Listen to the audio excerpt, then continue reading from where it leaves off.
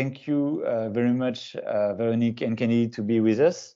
Kenedy Barboza is Project Development Manager for Latin America, and Dr. Veronique Scheirs is Pedagogical expert for Altissia, but also lecturer at the Catholic University of Louvain.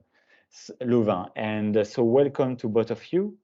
So now we'll tell us more why learning foreign language is important in order to prepare a virtual mobility, and why it's so important for internationalization. Thank you very much, Nicolas, for this kind introduction. Good morning for some of you, good afternoon for the others. Thank you very much for having us today. I hope you can hear me. Kenedy, can I get a thumbs up quickly? Good. All good.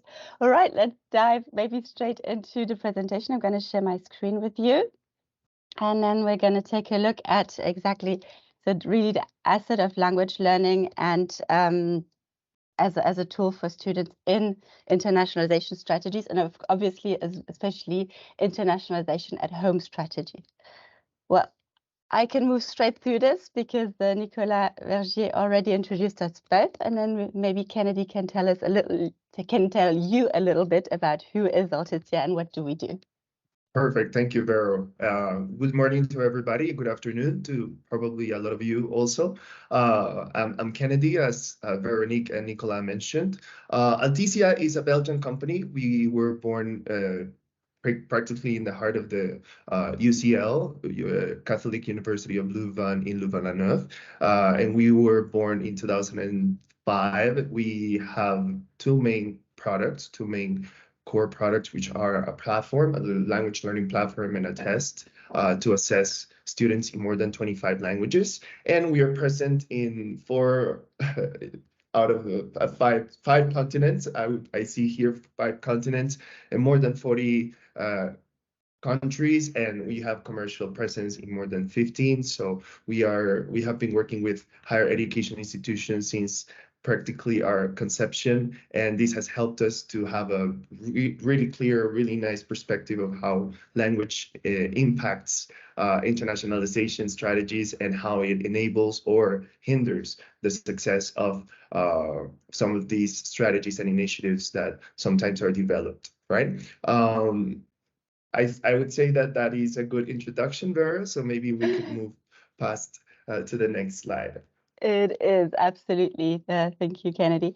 So as Kenedy said, what we do is really we work a lot with higher education, and this gives us great insights. And so we are also able to share a lot of different strategies, which is what we're going to do throughout this presentation, also to just give different feedback, different practices that are used in the field, that are used by our partnering institutions, just to give ideas and exchange on these different practices as well. It's, of course, all revolving about language learning, which is our core field, of course. We're going to be centered around students. We're going to be mentioning internationalization and staff and human resources, mainly in the curriculum. But our main focus today will really be the students. So let's start maybe as a basis, just with this, the 5th global survey by the International Association of Universities, which does mention that 90% of higher education institutions mention internationalization in their various mission plans. And we see it is very important because there are arguments, of course, in favor. Of course, the enhanced international cooperation, we have capacity building, but on the other hand, we also have improved quality of teaching and learning that learning is, of course, very important. But these also seems kind of a bit maybe opposing in that we need to have the brand image reputation, but we also need to improve quality of teaching, learning for students, make it also, it's connected to this phenomenon we also see increasingly where, excuse me, I went too fast, where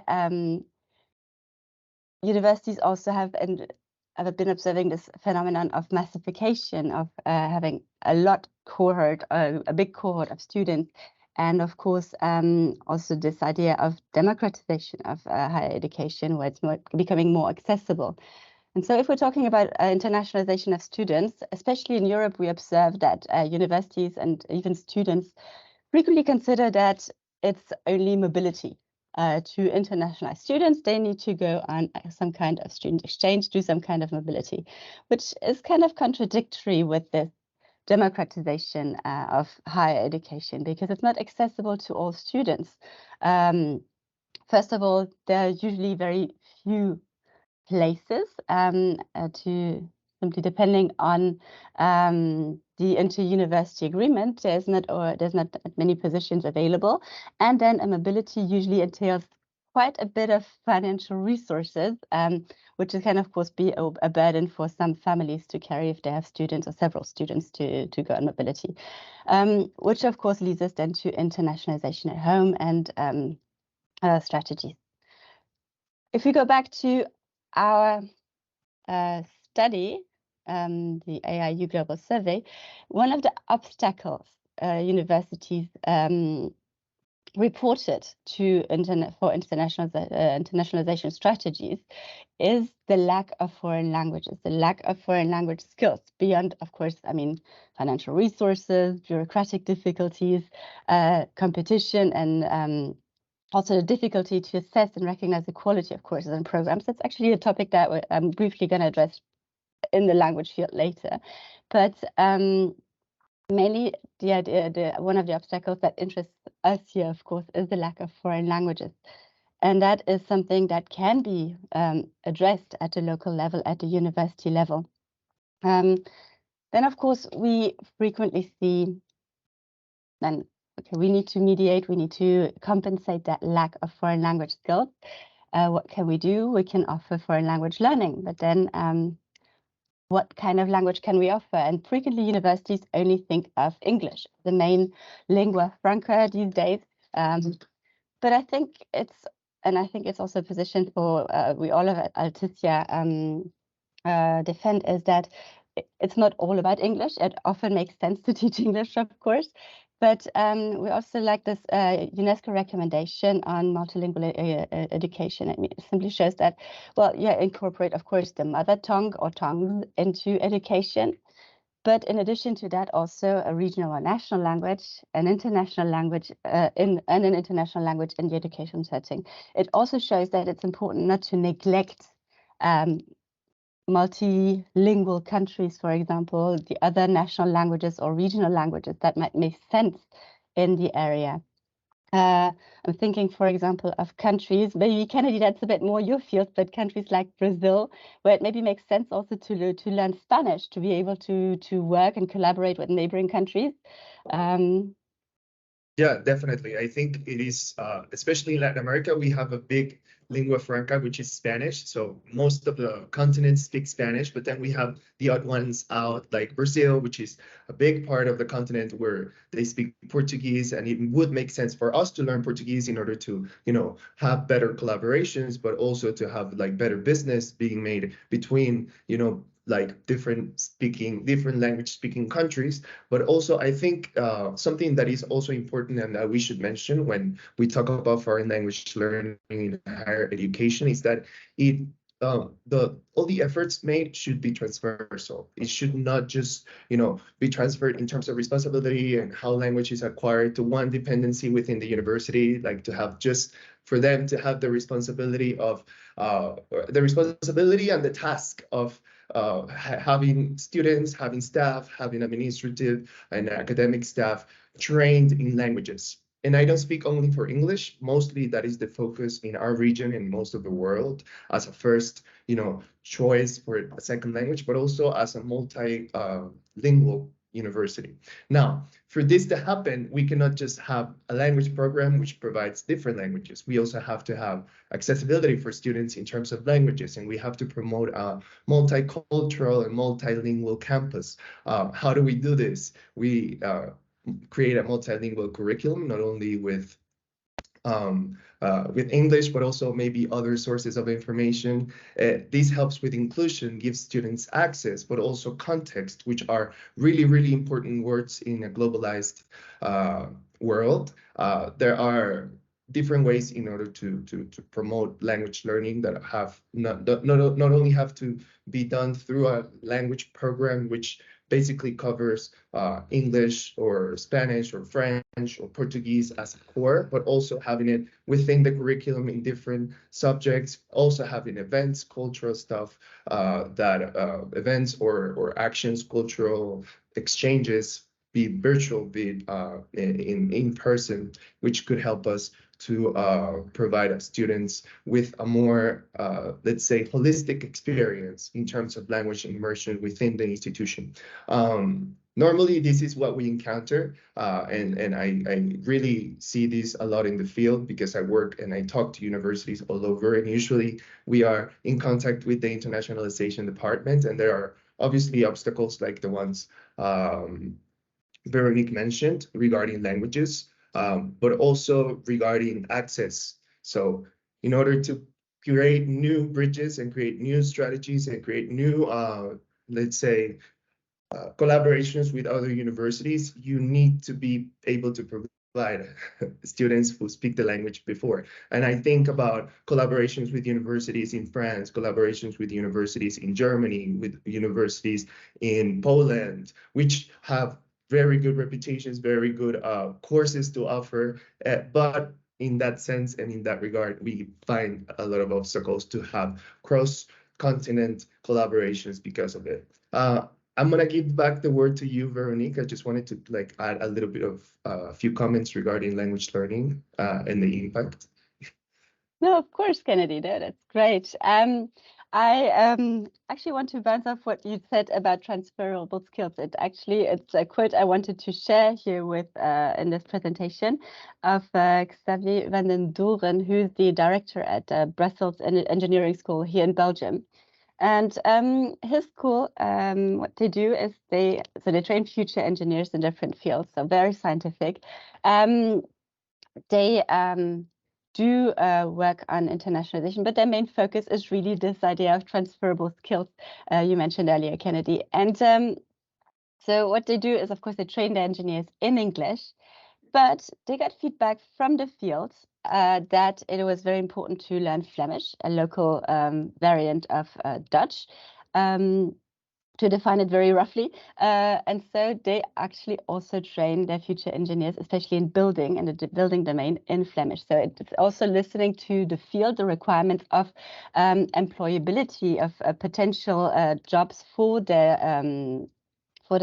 graduates later on, because simply they listen to what is happening in the field. And I think that's important for a lot of universities, not only to think, of course, about international collaboration and research, but of course also of what their learners, the students, are actually going to be using in the field later on. So here, for example, we have Flemish, which is in this case another national language as well, simply to be listening to the field. And engineering also, there's a lot of other languages that are very, depending on the field, that are very relevant. For example, also German as an example. So it can be really a lot. So it can really come to from the field as well, and of course international needs.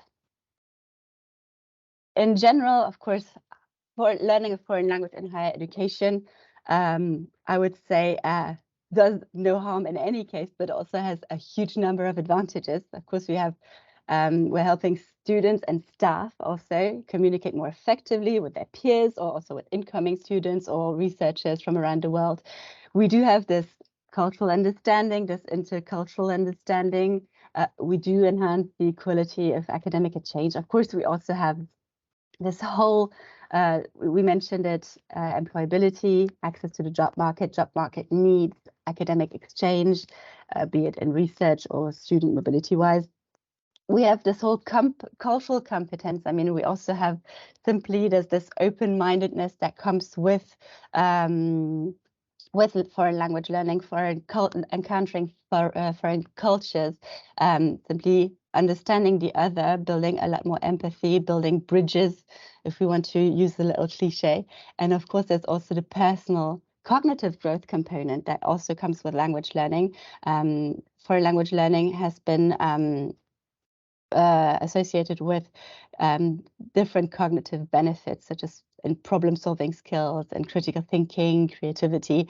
There's a lot of different advantages. So also on a personal level, of course, the learners will be broadening their minds in the broadest of senses. And improving their personal skills as well. So it really makes sense to access foreign languages in higher education. If you would like to stay in that one where you were, I wanted to add something here, and it's also that there are two things that are important when communicating the expectations, but also more than expectations is what this means for the students, what this means for the community to become a multilingual or a bilingual community. And this is not often something that we enforce or that reinforce when we communicate it, because we assume that people already know that this is a benefit and how it benefits them, and everything. We assume that they already know how this is good for them, and sometimes this message needs to be reinforced. And I speak from this perspective because I find more and more often, and basically all the time, that students sometimes see language as a requirement. Most of the times see language as a requirement in order to graduate, in order to have access to their degree, not as a tool for life. And this is something, or at least in Latin America, it's a mindset that we should work on changing, and we should work on contributing to. Some of the things that we have done with some of our clients in Latin America are participating in the Internationalization Week or International Week or the English Day, and sometimes we have the Fête de la Musique, and these type of activities and these type of participations where you include whoever your partner is in terms of language learning, or if you have like an in-house initiative or team.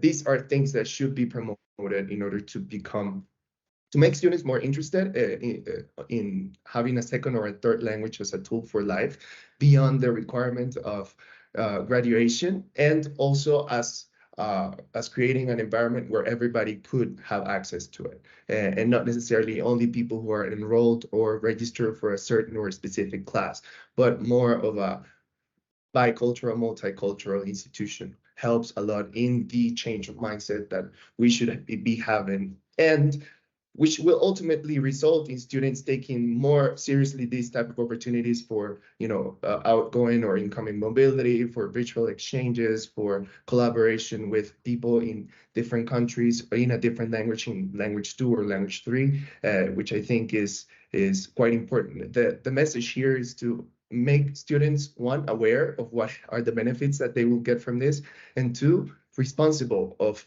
their own multicultural development, because in the end it's something that we can promote and we can help to put in place, but it's also something that they need to be interested on, beyond just having a requirement, which usually is our way to make them come and participate more actively, but it's something that we need to be able to transform and little by little change the mindset of the students.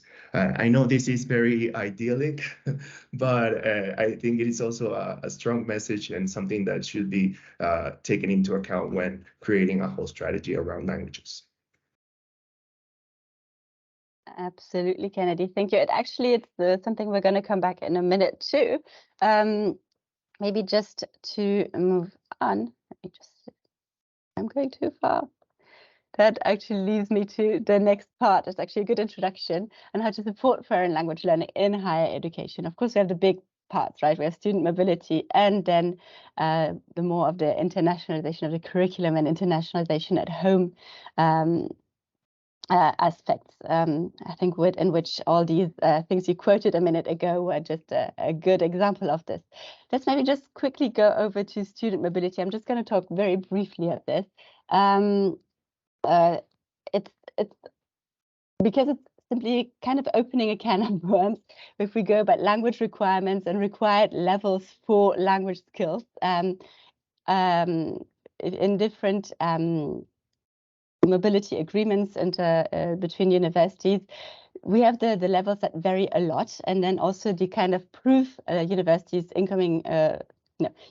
require from incoming students to prove their language skills. It depends on the language, it depends on the university, it sometimes depends on the country that university is from, but we get a lot of varying accounts of what is required of students and how they actually certify the level of their students, and what kind of certification. Do they need an official certification? Do they need a standard level test enough? How do they do this? Which level is enough to study internationally as well? And here we find levels. Maybe it's something you also experience. We find levels between a B1 level to a C1 level. So this is in the Common European Framework, which is from an intermediate to a really independent learner level. So big difference. How good is good enough to follow higher education in a foreign language? And so I talked a lot with Gaël Berthollet, who's a mobility coordinator at the UC Louvain, just to see also how they work, for example, and they usually have a B1 level requirement, but in English or French, because it's a French-speaking university. And they do use language assessment, but not a formal one, not a high-stakes test such as some let's say competitors, but such as Cambridge, for example, a TOEFL, but they use a simple Altissia language assessment to make sure that the students that are outgoing have the required language level also for their desired mobility destination. So they check the outgoing students, to test them to make sure that they have the desired level of their destination.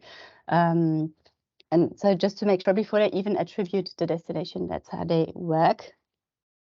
And then for their incoming students, they say that their students must be sufficiently proficient in English, but many of them are sufficiently proficient in English because it's such an international language, such a lingua franca, and many courses are also available in English as well at the university, but many students don't speak French at all prior to their mobility.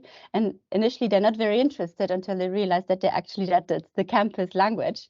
And that's when they are getting interested in French classes for international students, which they offer through the University Language Institution or also in self-study. There's really this double requirement where we see that we have this international language, but we also have this interest that comes up as students come in the local language as well. It's maybe not one they've initially thought of, but it's when they end up learning quite a bit in the end. So, and is that an effect you also observe in Latin America, Kenedy? We don't hear you? Yeah. Yes, sorry, I muted my mic. It is basically, I would say, something that we also use in some of our clients and we work with in Latin America. They use the tool to assess, for example, incoming mobility and see what is the level of Spanish that students have in order to be able to provide them with a proper, a kickoff in the country and introduction and be able to provide, if they have to do it in English, they have to do it in Spanish, or if they could just, be functional in the language, which is very important for incoming mobility. And then for outgoing mobility, pretty much the same. It's just, have students have a functional level of the language before going on mobility. We have, for example, one case in Chile where they have a lot of incoming mobility from Haiti. So a lot of Haitian students, and they don't speak Spanish as well. So what they do is that they go through an intensive course at the beginning before starting their formal courses in the university. They go through a really intensive course of Spanish with the platform, and they just test their level in the end to see if they will be able to do the courses as planned, or if they have to make any adjustments to the program because of this. But there are several examples that I could go on and on about it, but I think it is pretty much the case for us too. It is mostly, I would say, also Spanish. For Spanish-speaking countries, usually mobilities are done to English-speaking countries, or English as a lingua franca is what they require. Sometimes I see there are a lot of nurses programs in Canada where they have to learn French in order to go. So these type of programs also are using in some of the universities where we work. For example, in Ecuador, they are using the tool to have students learn Canadian French before going, so that they are functional in the language when they get there. So yeah, I think it's pretty much the same. One university in particular are using this also to test the outgoing mobility of academics. because usually, you have to give a certificate as an academic in order to have all your documentation in let's say, properly closed off in your file. File is the word. I was looking for the word in English, in your file. So what they do is that before going, just to make sure that everything is going to work properly, they just assess the language of the teacher. We had one instance last week, for example, one university, Catholic University, tested one of their teachers who was going to Italy in the level of Italian that they had. So that was also quite nice, quite good. That is great. Okay, so beyond mobility, let's take a look at the home university. You mentioned already a couple of cases, and we also heard strategies in earlier talks as well. Of course, there's many strategies we can put in place, many activities, many actions we can put into place for our students to learn a foreign language as part of their curriculum, not just teaching in a foreign language. Here I'm writing mostly English. It can be other national or regional languages, of course, where if the lecturer is proficient enough to give those classes in a foreign language. We also have the idea of doing, for example, project-based learning in English.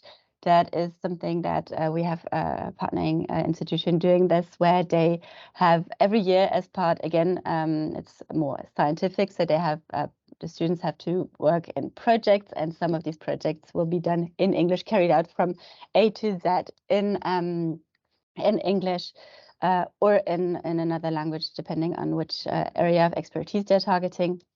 And of course, we can bring in international guest speakers. It's usually easier in English, but if you look around, you find a lot of foreign international speakers on a lot of different topics, depending on which topic of research you're in. Of course, you can bring in a leading researcher or a leading expert on the topic who also speaks a foreign language. And then, of course, the remote collaboration with a partnering institution. I think this has come up before as well, where it can work really well if you have different universities working together, not just in research, but also, for example, as a buddy system in between students, for example, that can work as well. And then more in informal learning settings. Of course, we have things, as Kenedy mentioned earlier, we have international weeks, events, fairs where students can be exposed to those languages, intercultural activities without leaving their home university, but really be opened to the world. It does sound a bit idealistic, but it is definitely something where learners will learn a lot about foreign countries. I know here on campus, there's a lot of things that happen where every area, even of the country, shows their local customs, and it really opens the mind. And different parts of the country as well, you have different activities, different festivals, also in collaboration with student associations. It gives this rise to, well, informal learning, but it also raises curiosity, maybe awakens some interest in, oh, maybe German is not such a bad language at all, and maybe then I could be interested in learning it. Kenedy, you also mentioned a lot of examples on this. Yeah, I think also one thing that is important to mention is to be able to provide for students actions, strategies, advice on how to do internationalization at home beyond the formal settings that are being provided by the university. Things like going to online cultural events. You can find online cultural events in Google Arts and Culture section within it, and it will show you all the events going on in your city or in your area. So this is a good way for them to become interested outside the walls of the school, to become interested in new cultures and to being multicultural, which will ultimately make them become more interested in mobility programs, or just in general have more context and access in a globalized world. But also stuff like listening to podcasts, attending local cultural events, places like Meetup or websites like Meetup or events, right, will help us to find different events and promote this type of actions and teach the students about these type of things and that they exist is a good way also to provide a gateway or access to internationalization without having to travel. There are other things like online cultural courses. There are a lot of free of them online. So just if somebody becomes interested in, I don't know, in a Chinese course or in a Chinese, let's say, subject specifically, then there are many cultural courses online in Coursera and EDX, FutureLearn are great sites to check this type of thing.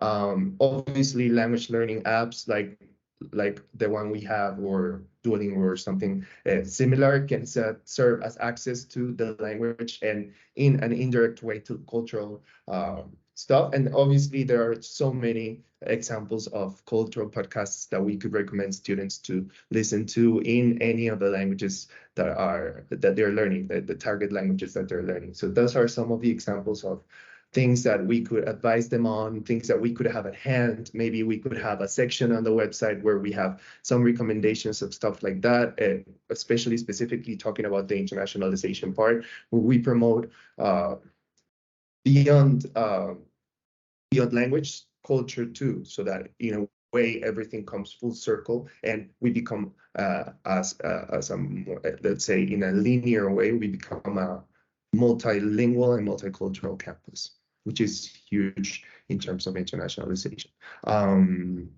Veronique. Absolutely. And of course, if we have this rise of interest, we're awakening interest with the students through informal learning activities. And then, of course, that leads to motivation, especially the most important bit of motivation. We have this intrinsic motivation coming from the students of maybe being willing to learn or furthering something. It might be just making them more, collaborative and more open to language study. As you say, sometimes it's more considered as a chore. They need to graduate and we need to whip them into shape. This can be tedious. So if we're having all these, we're making the whole campus more international, but leading to these different activities that can really help students actually. And then, of course, we have the language courses. These can come through university language centers. It can come through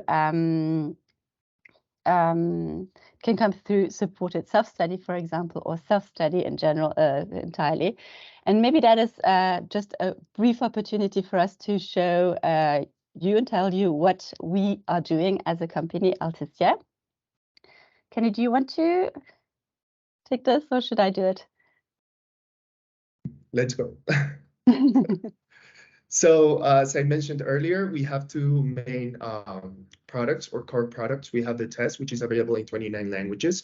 It is aligned, or the results are shown in the Common European Framework of Reference. So basically within those 25 languages, we're going to have our results as general results, and also divided by the competencies that are checked, and obviously the components of the language like grammar and vocabulary, which are also assessed within the test. We can provide proctoring for this in case you want to make sure the identity of the person taking the test is real or is valid. And then obviously we have real-time results because it's a smart test, so everything is shown to the student or to the users so that they can answer the questions. Nobody's going to have the same test twice. Not even me and Vero will have the same test. And then we also have the platform, which is available in 25 languages to learn, 36 languages of interface. Within those, we have Korean, we have Ukrainian, we have a lot of Arabic, we have Quechua, which are languages that are not normally that popular, but that are part of our platform because we have students and we really believe in students understanding the tools that they are using, even if their foreign language is not Spanish or English or French in this case, which we have some of the universities attending here. The platform develops it can be used for blended programs or for self-learning programs. So you can have obviously the results and the expectations and the setup of the program as a project, which I'm going to mention a little bit in a little bit, will determine the outcomes of each of the programs that are designed for universities. But we work in cooperation with all our different clients in order to create a program that provides a solution to their needs, be it, adaptational in terms of, restricting content or the way that the platform looks. If they need the logo, or they need to provide a program that is, holistic for their students, but also I need the same tool for 3 different languages, which we can provide.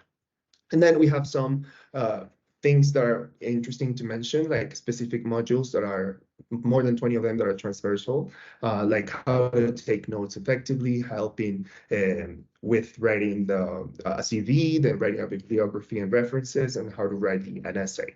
And then it's more than 70 professional modules, which are divided into disciplines. So we have administration, IT, finance, business management, logistics, etc. And then finally, we have our model, which is we call e-learning for all, which entails a whole audience or sub-audiences within that big audience. And we provide a language learning project, which has, additional services like project management, like support, like motivational strategies that are put in place by Altissia in cooperation with universities in order to provide a 360 solution that helps and adapts to the needs of the audiences that we're going to be working with. So like this, most of our clients in the region are within or under this system, and we have had very good results because we can separate and create sub-audiences within the big scope of a linear and let's say institutional project for the whole university. We have different audiences that have different objectives and different needs. So like in these type of projects, we are able to provide something more specific for all the types of audiences that we can encounter within a university.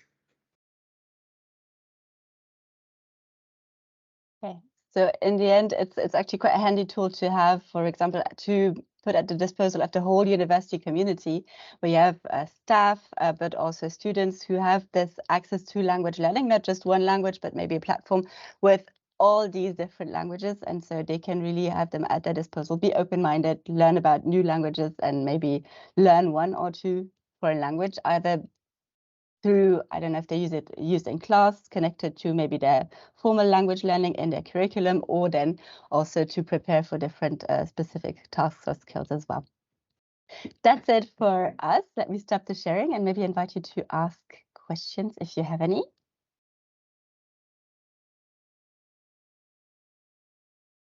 Thank you, Veronique. Thank you, Kenedy. Yes, dear participants, you can use the chat or to write down your question or your remark, but also you can open your mic and share your question with us in Spanish or in English. Knowing that in Altissia, people who speak several languages, I can confirm you. We are a very international team. Most of us speak 2, 3, 4 languages. Yeah, the other day we were in a setting, like in a meeting, and we had 18 people, and I counted 11 nationalities. It was crazy. It was so funny. Do we have any questions or comments? Maybe final remarks? If not, I think maybe we can give the space to the next presentation or the next slot in the program. Yes. Yes, and also for the information of the participants, your presentation will be available with the replay that will be sent. We have a question? Yes. We have a question. We have 2. En mi caso no es una pregunta, es agradecerles por la información, muy interesante todo, y me encantó la imagen que tenía, las gracias, como con la forma de los continentes y eso. I love that. I will copy that. I love that image. Thank you. Está muy bien, no te preocupes. Adelante, es tuya. We can share it, definitely. Yes. We have a question in the chat. Veronique, Yes. It says here, how do you do to implement the English courses at your university? In our case, we want to implement transversal courses, but I understand that implies teacher training. We are very interested to implement general courses. We can start with courses like ethics, management, climate change, etc. Can you help us with that objective? That is a very specific question. I'm not entirely sure I understand everything of it. It sounds very, very specific. Maybe let me just talk about what we usually do in our projects, and maybe Kenedy, you also completed if I'm not entirely complete. So what we usually do is if we're implementing projects with universities, with Altissia, is we do not only train. So we do, of course, when we're implementing it, we're starting the project, we do kickoff sessions with the students where we're training them the use of the tool. And of course, we train the teachers that will be using the tool in understanding our pedagogy, our principles, what is behind that, how to use the platform. And then we reflect together with them on how to implement it best in their courses. Kenedy, do you want to say something in addition, maybe? Yeah, and I think here, because your question is very specific, I agree. Yeah. This is something that we do in order to make both parties of the learning process, students and teachers or professors or tutors, understand the tools and how they can implement them and use them effectively, because a lot of programs and a lot of the hurdles or obstacles that we find in these type of programs that are self-guided or that have a tutor but have a blended composition is that students will find the first obstacle as the biggest obstacle ever. So if they don't know how to use the test, they don't know how to use the platform, if the teacher does not promote the usage of the tool within a program, then this is why it is important for us to train, not only train the teacher and include this within our projects, but also to provide all the information and all the resources, be it a presentation, but also visual, audio-visual resources for the students to be completely educated on the solution and what is expected. Regarding specific courses, I would say from our experience, what usually happens is that we create a program that is general language learning program. It could be French, it could be German, could be English, and then from then we decide which are the specific courses that you would like to have for the specific audiences within your university, because I imagine that people who are interested in ethics are not necessarily interested in sales or learning English or French or Portuguese or Italian for sales, sorry. So we need to create then like a more specific selection of the contents in how to access those contents for the specific students. But yeah, I think it is something that could be done, but obviously we need to talk a little bit more and understand a little bit more about your need in order to provide you with a more specific, let's say, consultation on how it works or how it will work without. And well, thank you so much for your question, Jose Miguel. I don't know if Veronique, maybe before we send the presentation, maybe we can add our emails just in case anybody would just in case anybody has any questions. Then within the presentation you will find the email. I will share it here anyway. You can contact me. Feel free to contact me if you have any questions. I can definitely set up a call and we can discuss. Thank you, Kenedy. Thank you, Veronique.